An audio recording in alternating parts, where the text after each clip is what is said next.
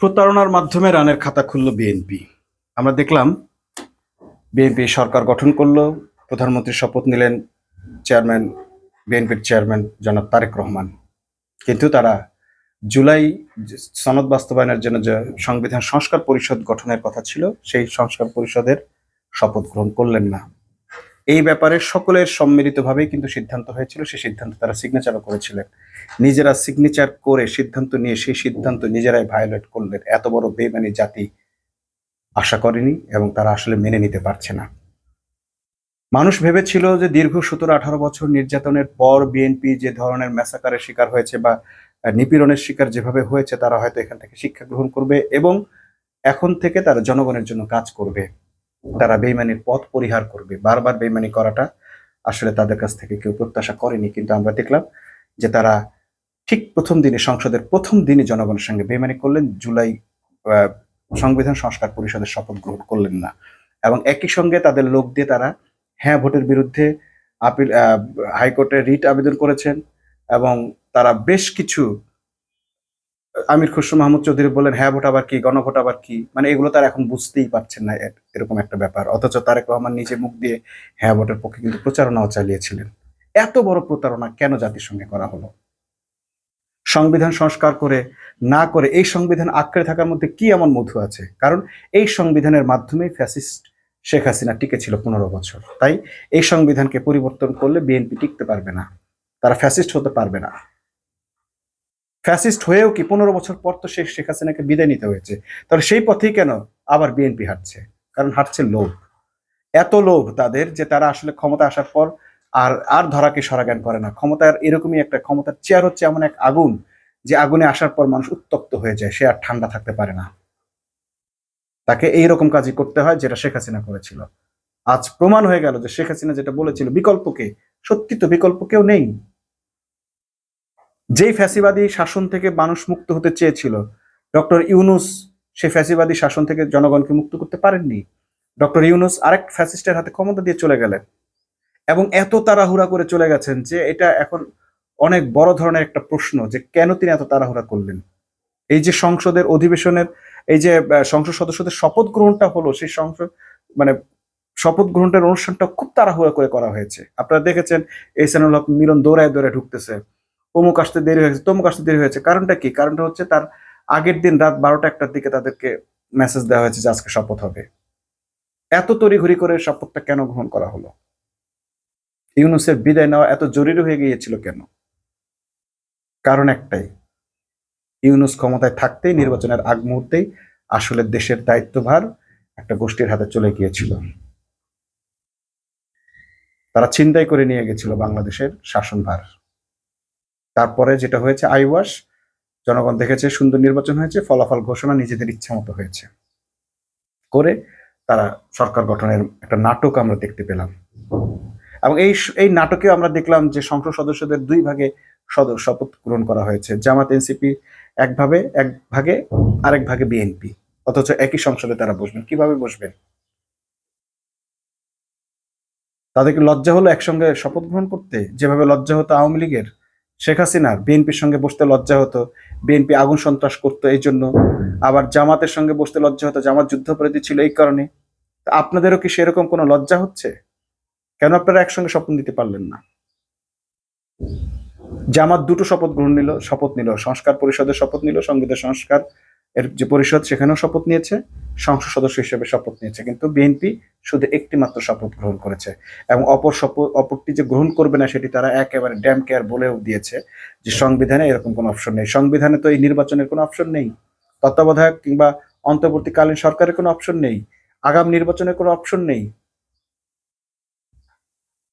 প্রধানমন্ত্রী শেখ হাসিনা ছাড়া অন্য কাউকে সরকার হিসেবে গ্রহণ করার অনির্বাচিত কারো একদিনের জন্য ক্ষমতায় থাকার কোনো সুযোগ নেই। সেই সংবিধান আপনারা কিভাবে মান্য করছেন? সংবিধানকে ইচ্ছে মতো কাটাছেঁড়া করে, বলাৎকার করে, রীতিমতো ধর্ষণ করে আপনারা এখন আবার আসছেন সংবিধানের দোহাই দিতে। যেভাবে দোহাই দিত আওয়ামী লীগ শেখ হাসিনা। সংবিধানে নেই তাই তত্ত্বাবধায়ক বিল আর পাশ করা যাবে না, তত্ত্বাবধায়কের অধীনে অনির্বাচিত সরকারের অধীনে নির্বাচন করা যাবে না। বিএনপি হাজারবার চিৎকার চেঁচামেচি করেছে, নির্বাচন হয়নি। বিএনপি শেখ হাসিনার কাছ থেকে যে শিক্ষাটা নিয়েছে সেটি হচ্ছে, তারা শিক্ষা নেয়নি, তারা নিয়েছে নিজেদের কাছ থেকে। তারা দেখেছে যে শেখ হাসিনা যখন স্বৈরাচার হয়েছে তারা কোনোভাবেই স্বৈরাচারকে প্রতিহত করতে পারে নাই, তাই তারা ভাবছে বাংলাদেশের যে বিরোধী দল আছে তারাও এই সরকারকে, এই ফ্যাসিস্ট সরকারকে প্রতিহত করতে পারবে না। বিএনপির ফ্যাসিস্ট সরকারকেও তারা প্রতিহত করতে পারবে না। তারা মনে করে যে সরকারে থাকলে যা খুশি করা যায়, কারণ শেখ হাসিনা এটা দেখাইছে যা খুশি করা যায়। কিন্তু বিএনপি এইটা ভুলে গেছে যে শেখ হাসিনা কিন্তু শেষ মুহূর্তে খুব শোচনীয়ভাবে পরাজিত হয়েছে, পতন হয়েছে তার। তাকে কিন্তু ইন্ডিয়া পালিয়ে যেতে হয়েছে এবং এক কাপড়ে যেতে হয়েছে। গণ অভ্যুত্থানের পর তার বিদায় হয়েছে। বিএনপি হয়তো ভাবছে বিশেষ বিশেষ কিছু শক্তি তার হাতে থাকলে, এরকম শক্তি শেখ হাসিনার হাতেও ছিল। সেনাপ্রধান তার আত্মীয় ছিল, কিন্তু তার শেষ রক্ষা হয় নাই। ডিজিএফআই তাকে সব ধরনের সহযোগিতা করেছে, এনএসআই, ডিবি, বিজিবি, পুলিশ, এমনকি তার চামচারা পর্যন্ত, সেই আওয়ামী লীগ, ছাত্রলীগ, স্বেচ্ছাসেবক লীগ, শ্রমিক লীগ, অমুক লীগ, তমুক লীগ, সকল লীগ মিলেও কিন্তু তাকে বাংলাদেশে রক্ষা করতে পারে নাই। বিএনপি কি ভাবছে সে রক্ষা পেয়ে যাবে?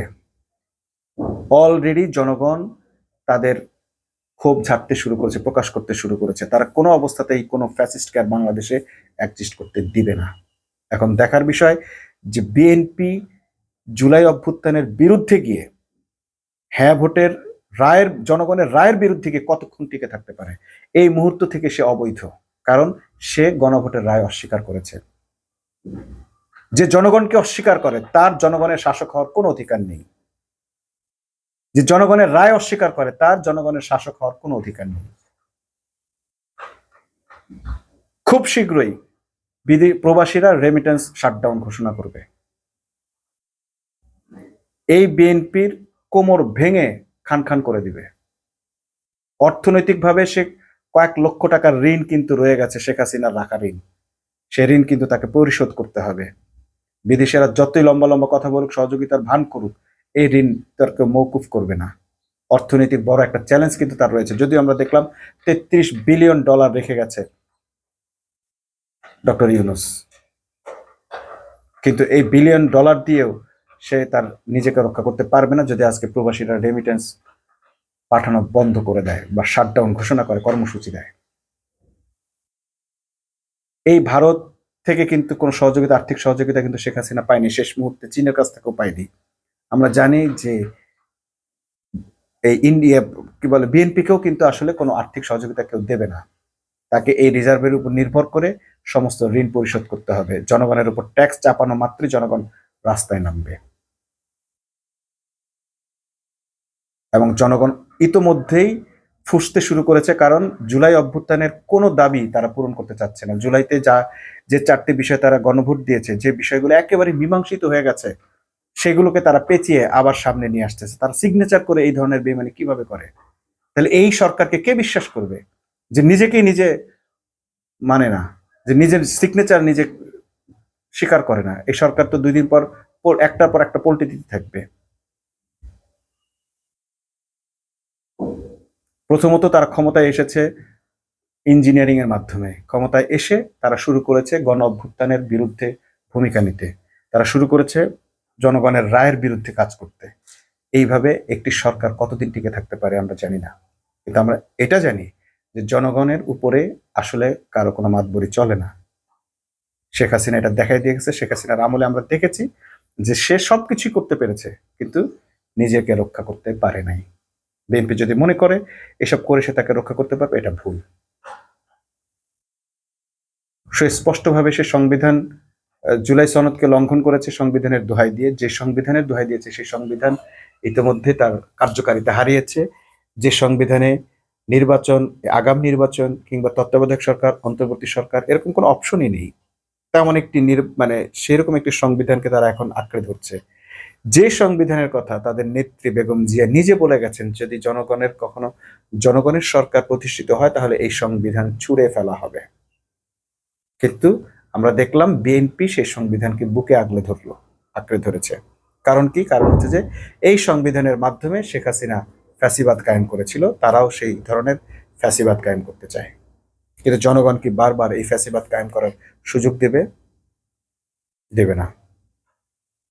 শপথ গ্রহণের পর তারা মন্ত্রিপরিষদ গঠন করলেন, সেই মন্ত্রিপরিষদ একটা চিড়িয়াখানা হয়ে গেছে। সমস্ত বিতর্কিত লোকদেরকে সেখানে রাখা হয়েছে। আওয়ামীপন্থী যাদের ব্যাপারে আওয়ামী লীগের গন্ধ ছিল তাদেরকে রাখা হয়েছে। এমনকি খুনের আসামি সেই রকম লোকদেরকে এই মন্ত্রী পরিষদে জায়গা করে দেওয়া হয়েছে।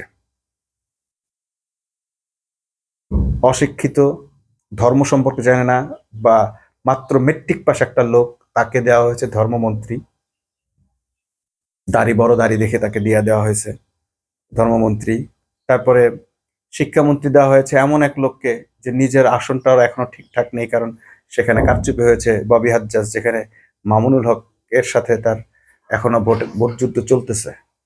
অর্থাৎ তারা ধরেই নিয়েছে যে তারা আইনের, অর্থাৎ কোর্ট কাছারির এগুলো কোনটাই তোয়াক্কা করবে না, শুধুমাত্র শক্তি প্রয়োগের মাধ্যমে জনগণকে শোষণ করবে, জনমতকে তারা অপ্রেস করে তারা এগিয়ে যাবে। যত ধরনের আইনি পদক্ষেপের কথাই ভাবুক জনগণ, তাদেরকে সে আইনি সুযোগটাই দেওয়া হবে না।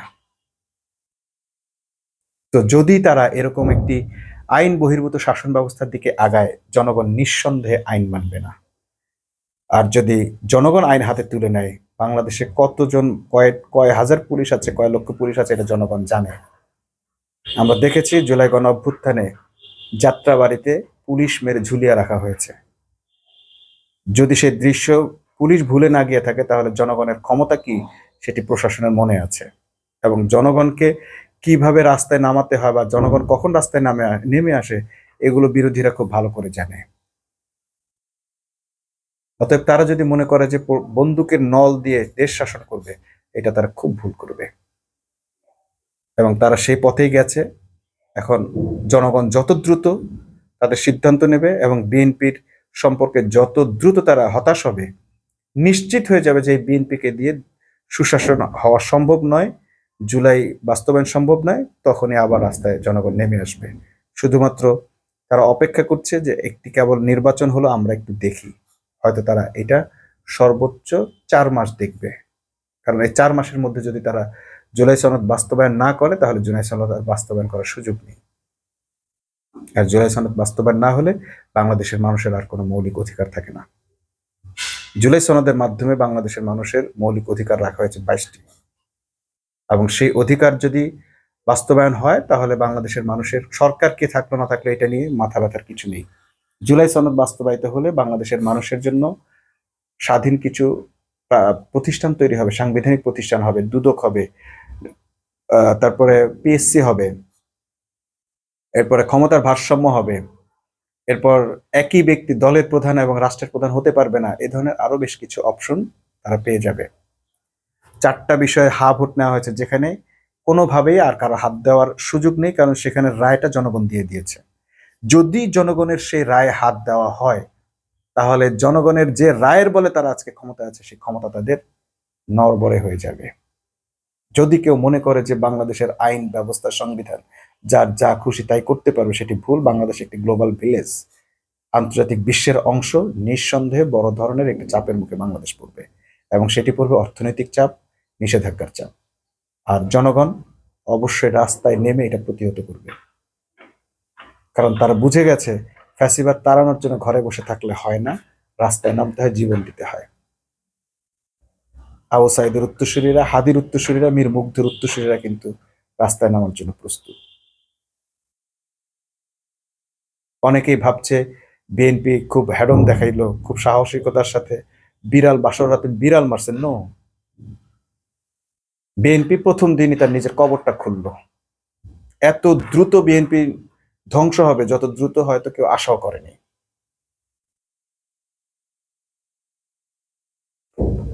বিএনপি নিজের কবর খুঁড়েছে, এখন সে বিএনপির জানাজার অপেক্ষা। কারণ যে সরকার জনগণের ভোটে নির্বাচিত হওয়ার বদৌলতে নিজেকে সরকার দাবি করে, লিগেসি বহন করে, সেই সরকারের পক্ষে একই দিনে নির্বাচন হওয়া, হ্যাঁ ভোটকে অস্বীকার করার কোনো সুযোগ নেই। যদি হ্যাঁ ভোটকে অস্বীকার করতে হয়, হ্যাঁ ভোটকে অস্বীকার করার মধ্য দিয়ে তারা প্রথম দিন থেকেই নিজেদেরকে অবৈধ শাসক হিসেবে স্বীকার করে নিল। এই ক্যাবিনেটকে তারা জারজ মন্ত্রিসভা হিসেবে আখ্যায়িত করলো, কারণ এই মন্ত্রিসভা, এই নির্বাচন, এর সবকিছুর মূলে আছে হলো জুলাই সনদ। জুলাই গণ অভ্যুত্থানের প্রেক্ষিতে তৈরি, জুলাইয়ের আকাঙ্ক্ষা হচ্ছে জুলাই সনদ বাস্তবায়ন। জনগণের আকাঙ্ক্ষা হচ্ছে জুলাই সনদ বাস্তবায়ন। সেই আকাঙ্ক্ষাকে যারা ধূলিসাৎ করে দিল, পায়ে দলে ফেললো, তাদের কোনো আর অধিকার নেই এ রাষ্ট্র পরিচালনার, এই রাষ্ট্রের ক্ষমতায় থাকার। এত দ্রুত বিএনপি এত বড় ভুল করবে এটা কেউ আশা করেনি, কিন্তু যে কারণেই হোক, যাদের উস্কানিতেই হোক, এটা করেছে। এবং আমরা দেখলাম ভারতীয় কিছু ব্যক্তিবর্গ, ভারতীয় কিছু চ্যানেল প্রচার করছে যে সরকার 6 মাসের মধ্যে আরেকটা নির্বাচন দিতে বাধ্য হবে এবং সেই নির্বাচনে শেখ হাসিনাকে ফিরিয়ে আনতে বাধ্য হবে, আওয়ামী লীগকে ফিরিয়ে আনতে বাধ্য হবে। হয়তো সেই দিকেই পা বাড়াচ্ছে বিএনপি, কারণ তাদের হাবভাবে মনে হচ্ছে তারা এখনই ফ্যাসিস্ট হয়ে উঠতে চায়, যেটা হয়েছিল 15 বছর পর শেখ হাসিনা। 15 বছর শেখ হাসিনা যা করেছিল, পরে যা করেছিল, তারা প্রথম দফায় সেটি করতে যাচ্ছে। জনমতের প্রতি কোনো ধরনের তোয়াক্কা না করে জনগণের রায়কে পাল্টে ফেলার চেষ্টা করছে, অথচ জনগণের রায়ে তারা নিজেদেরকে সরকার বলে দাবি করছে। এত বড় প্রতারণার পর বিএনপি মানুষের কাছে এখন একটি মৃত দলে পরিণত হয়েছে। মানুষ এখন বিএনপির জানাজা পড়ার অপেক্ষা। এত দ্রুত নিজেদের মুখোশটা তারা উন্মোচন না করলেও পারতেন। আমরা দেখব শেখ খালেদা জিয়া যেমন অপেক্ষায় ছিলেন যে শেখ হাসিনা পচতে পচতে একদিন পচা দুর্গন্ধ হবে, ঠিক তখন মানুষ তাকে বিদায় করবে। ঠিক মানুষ হয়তো এখন অপেক্ষা করছে যে কবে এই বিএনপি শেষ হয়ে গেছে, এখন সে পচবে, এই পচার দুর্গন্ধ বের হবে, সেই পর্যন্ত মানুষ অপেক্ষা করবে। ঠিক খালেদা জিয়া যেভাবে মানুষকে অপেক্ষায় রেখেছিলেন শেখ হাসিনার পচা এবং পতনের জন্য, ঠিক সেভাবে এখন মানুষ বিএনপির পচা এবং পতনের জন্য অপেক্ষা করবে। কারণ বিএনপি প্রথম দিনই তারা তাদের নিজের সিগনেচার করা জুলাই সনদকে অস্বীকার করলেন, অনেক বড় প্রতারণা করলেন। জুলাই সনদ সংবিধান সংস্কার কমিশনের সংস্কার পরিষদের শপথ গ্রহণ না করে। এই শপথ জামাত নিয়েছে, এনসিপি নিয়েছে, কিন্তু বিএনপি এই শপথ নেয়নি। এই শপথ অনুষ্ঠান দুইজন ছিলেন, ইশরাক এবং রুমিন ফারহানাকে আমরা দেখলাম বিএনপি, তারা চোরের মতো উঠে গেছেন, যেন এই শপথ গ্রহণ করলে তাদের অনেক বড় ক্ষতি হয়ে যাবে, এবং তারা পেছনে বসে অনেক অট্টহাসি হাসছে। তারা ভাবছেন জনগণকে প্রতারিত করে তারা জিতে গেছেন, কিন্তু আসলে এটাতে জয় হয় না। জনগণ সবকিছু রেকর্ড রাখে, মনে রাখে। আমরা একটা জিনিস খুব ভালোভাবে দেখতে পাই, সেটি হচ্ছে যে যুগে যুগে বহু সরকার এসেছে, সরকার প্রধান এসেছে, প্রধানমন্ত্রী এসেছে, রাষ্ট্রপতি এসেছে, অনেক বড় বড় শাসক এসেছে, কিন্তু তার কেউ আজ নেই। শেখ মুজিবের মতো শাসক নেই, জিয়াউর রহমানের মতো শাসক নেই, বেগম জিয়া নেই, শেখ হাসিনাও কিন্তু ভিন দেশে পালিয়ে যেতে বাধ্য হয়েছে, শ্রীলঙ্কার পতন হয়েছে। এইভাবে আমরা দেখি শাসকেরই পরিবর্তন হয়, জনগণ কিন্তু থেকে যায়, জনগণের কিন্তু শেষ হয় না। অতএব জনগণের সঙ্গে প্রতারণা করে টিকে থাকা কিংবা নিজেকে জয়ী ভাবা, এটা সম্পূর্ণ আত্মপ্রবঞ্চনা। স্রেফ কবর খুলল বিএনপি। বিএনপি জনগণের সঙ্গে প্রতারণা করেছে, বিএনপি খোদ খালেদা জিয়ার সাথে প্রতারণা করেছে। কাদের পরামর্শে করেছে, কাদের উস্কানিতে করেছে, এটি বিএনপি ভালো বলতে পারবে। আমরা দেখেছি তারেক রহমান বাংলাদেশে এসে নানান ধরনের আলতু ফালতু কমিটমেন্ট দিয়েছে, যেখানে মেডিকেল কলেজ আছে মেডিকেল কলেজ দিবেন, যেখানে ইপিজেড আছে ইপিজেড দিবেন। অর্থাৎ বাংলাদেশ নিয়ে তার কোনো ভাবনা ছিল না, কোনো ধরনের প্রস্তুতি ছিল না। কারণ তিনি জানতেন যে তিনি বাংলাদেশে এসে শুধু স্বাক্ষর করবেন, প্রেসক্রিপশন সাজানো আছে, কোথায় কি হবে না হবে সবকিছু। আমরা দেখলাম যে মন্ত্রিসভার কয়েক ধরনের নাম তালিকা আছে, সেই নাম তালিকার কোনোটাই বাস্তবায়ন হতে দেখলাম না, কারণ তারেক রহমান নিজস্ব একটা নাম তালিকা আছে। সেই তালিকা আসলে কে দিয়েছে? বিএনপির একজন সাবেক মন্ত্রী বলে দিয়েছেন যে এই তালিকা করেছে ডিজিএফআই এবং রয়্যাল এজেন্ট। বিএনপি আরো একটি কাজ আমরা দেখলাম, সেটা হচ্ছে যে উপদেষ্টা পরিষদ থেকে একজনকে এই সরকারে রেখেছে গুরুত্বপূর্ণ মন্ত্রণালয় দিয়ে, তিনি ডক্টর খলিলুর রহমান। এই খলিলুর রহমানের সম্পর্কে এখন মানুষের ধারণা হচ্ছে তিনিই ছিলেন এই ক্ষমতার ক্রীড়নক এবং তিনিই হচ্ছেন ভারতের প্রধান রয়ের এজেন্ট, যাকে ডক্টর ইউনুস বিশ্বাস করে ভালোবেসে তার মেধা ও তার যোগ্যতা দেখে নিয়ে এসেছিলেন, কিন্তু পরবর্তীতে তাকেই দেখা গেল ভারতের সঙ্গে অন্যদের সব ধরনের সখ্যতা তৈরির মেলবন্ধন ঘটাতে। অর্থাৎ রয়ের পকেটে ঢুকে গেছেন এই ডক্টর খলিলুর রহমান। এবং সেই একই কারণে যেই খলিলুর রহমানের বিরোধিতা, দ্বৈত নাগরিকের কারণে বিরোধিতা করেছিল বিএনপি, সেই খলিলুর রহমানকে উপদেষ্টা বানিয়েছে বিএনপি। এই নির্বাচন আরো বেশি প্রশ্নবিদ্ধ করে দিয়েছে এই সিলেকশন। এত বেশি উন্মুক্ত হয়ে যাবার পর প্রতারণা ফাঁস হয়ে যাওয়ার পর বিএনপি যদি আশা করে জনগণ তাদের উপর আস্থা রাখবে এবং তারা টিকে থাকবে, সেটি আসলে দুরাশা। এটি সম্ভব নয়। জনগণ তাৎক্ষণিক কোনো ব্যবস্থা হয়তো নিতে পারে না, কিন্তু জনগণের এমন এক শক্তি আছে, অন্তর্নিহিত ইনহেরেন্ট পাওয়ার আছে, যে পাওয়ার দিয়ে জনগণ তাদের নিঃশ্বাসের পাওয়ার দিয়ে, শক্তি দিয়েও কিন্তু একটা সরকারকে ধ্বংস করে দিতে পারে, যেভাবে আওয়ামী লীগকে ধ্বংস করে দিয়েছে। আজ আমরা দেখছি আওয়ামী লীগের অফিস আদালত খুলে দেওয়া হচ্ছে, সেখানে আবার তারা বসবে। অর্থাৎ আওয়ামী লীগ হয়তো আওয়ামী লীগের অফিস খুলবে, আওয়ামী লীগ ফিরে আসবে, কিন্তু শেখ হাসিনা কি ফিরে আসতে পারবে? যদি ভারতের সঙ্গে বিএনপি চুক্তি করে থাকে যে শেখ হাসিনাকেও ফিরিয়ে আনবে রাজনীতিতে, তাহলে সেটিরও চ্যালেঞ্জ নিয়ে দেখতে পারে বিএনপি। জনগণের বিরুদ্ধে গিয়ে শেখ হাসিনাকে আদালতের সমর্পণ করা ছাড়া তাকে রাজনীতিতে পুনর্বাসন করতে পারে কিনা, এবং করলেও তাতে বিএনপির লাভ হয় নাকি লস হয়, সেটিও দেখার অপেক্ষা আছে জনগণ। কারণ এর আগে আমরা দেখেছি শেখ হাসিনাকে ফিরিয়ে আনার 17 দিনের মাথায় জিয়াউর রহমানকে বিদায় দিতে হয়েছে।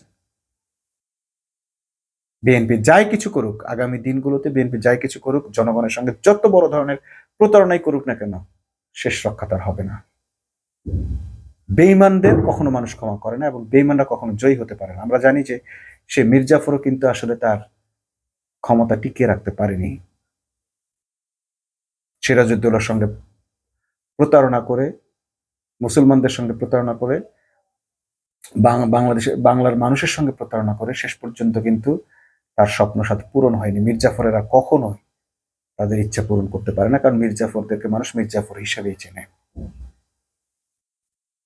যেই বিএনপিকে, যেই খালেদা জিয়াকে ভারত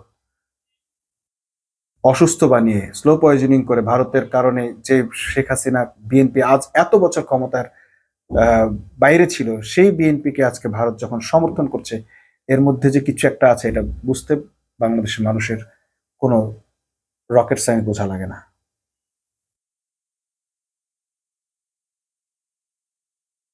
বিএনপি তার পতনের দিকে ক্রমাগত এগিয়ে যাচ্ছে, ক্রমাগত এগিয়ে যাচ্ছে, এবং তারা এটাকে এত দ্ব্যর্থহীনভাবে এগুচ্ছে যেন কারো কোনো কথাই তাদের কানে লাগছে না। অনেকেই আশাবাদী হয়ে বিএনপির পক্ষে কিছু ইতিবাচক আশা পোষণ করেছিলেন, তারাও এখন দাঁতে দাঁত কামড় দিয়েছেন। তারা আফসোস করছেন যে হায়, আমরা তো আবারও বিএনপির কাছ থেকে প্রতারণার শিকার হলাম।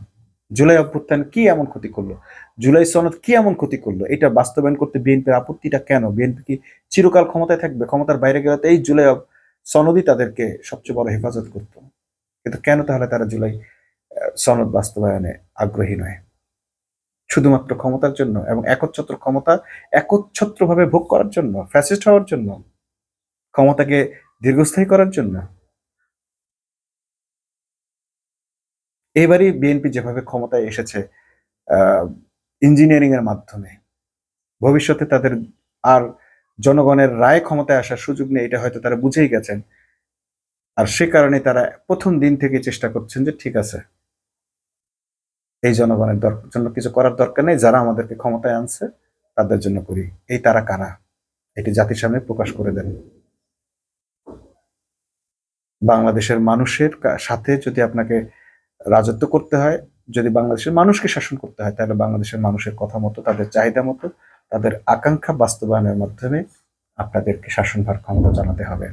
একদিকে যখন আমরা দেখছি বিএনপির এই চিত্র, অন্যদিকে আমরা দেখলাম জামাতের এবং এনসিপির যারা এমপি হয়েছেন, তারা শপথ গ্রহণ করেছেন, দুটোরই শপথ গ্রহণ করেছেন, এবং তারা জনগণের সঙ্গে মিলেমিশে কাজ করতেও শুরু করেছেন।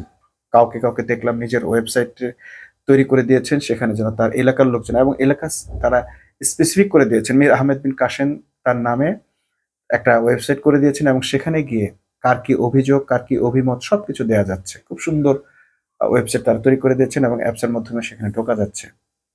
তারপর যে আমাদের আমিরকে দেখলাম যে তারা আজকে পরিষ্কার পরিচ্ছন্নতা অভিযান চালিয়েছেন। সামনে রমজান আছে, আবার নতুন একটা নির্বাচনোত্তর নতুন বাংলাদেশ গঠনের একটি পরিকল্পনা আছে। তারা তাদের ইতিবাচক কাজ দিয়ে মানুষের কাছে যাচ্ছেন, আর অন্যদিকে বিএনপি সম্পূর্ণ আওয়ামী লীগের পথ অনুসরণ করছে। এত দ্রুত বিএনপির এই ধরনের পচন রাজনীতি, এটা আসলে মানুষ আশা করেনি। অন্তত বিএনপি একটা সেশন তাদের মানুষকে কিছু দেওয়ার চেষ্টা করতে পারত। মানুষের প্রত্যাশা, মানুষের আশা, বিশ্বাস সব ধ্বংস হয়ে গেছে যখন তারা শপথ করতে অস্বীকার করলো এবং যখন হ্যাঁ ভোটের বিরুদ্ধে তারা ক্রমাগত কথা বলতে শুরু করলো।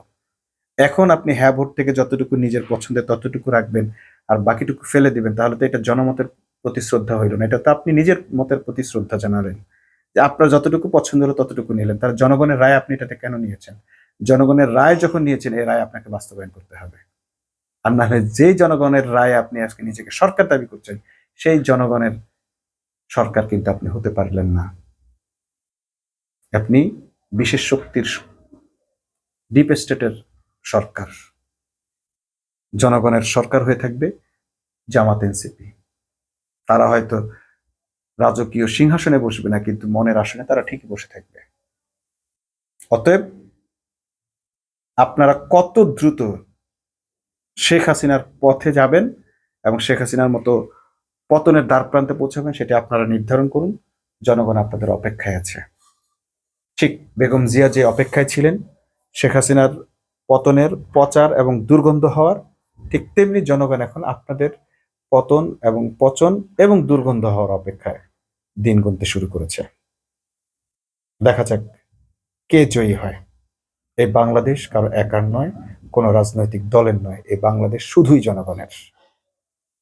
জিয়াউর রহমান বলেছিলেন, জনগণই সকল ক্ষমতার উৎস। রাজনৈতিকভাবে কথাটি সত্য, এবং জনগণ যে ক্ষমতার মালিক, অন্তত রাজনৈতিক সরকার কে থাকবে না থাকবে, সরকার পরিবর্তনের মালিক, সেটি জনগণ বারবার প্রমাণ করেছে, আবারও প্রমাণ করবে। মাঝখান থেকে তাদের ক্ষমতা ছিনতাই করে নেওয়া হলেও তারা কিন্তু তাদের ক্ষমতা চর্চা আবার করবেন। তাদের ক্ষমতা তারা পুনরুদ্ধার বারবার করছেন। এটি বাংলাদেশে, বাংলার ইতিহাসে এটি প্রথম নয়, এটি শেষও নয়। এই ঘটনার পুনরাবৃত্তি বারবার ঘটেছে, আবার ঘটবে। ইভেন বাংলার ইতিহাস হচ্ছে খোদ পিতার সঙ্গে পুত্রের বিদ্রোহের ঘটনা আছে। এই বাংলায় হচ্ছে এমন এক স্বাধীন চেতা দেশ যেখানে ভারত তাদের শাসককে, বা দিল্লি তার শাসক, তার সন্তানকে, দিল্লি শাসকের সন্তানকে, সুলতানের শাসক সন্তানকে বাংলাদেশে বাংলা শাসনের দায়িত্বভার দিয়েছিল, কিন্তু সেই দায়িত্বভার নিয়ে সে দিল্লির আনুগত্য না করে বাংলাকে স্বাধীন ঘোষণা করেছে। সেই ইতিহাস কিন্তু বাংলার ইতিহাস। অর্থাৎ এই বাংলাদেশকে অন্য কোনো দেশের গোলামি করতে বাধ্য করা, এটি তাদের স্বপ্ন মাত্র। অচিরেই বাংলার মানুষ, বাংলাদেশের মানুষ এই ধরনের ফ্যাসিস্ট শাসনের চেষ্টা রুখে দেবে ইনশাআল্লাহ।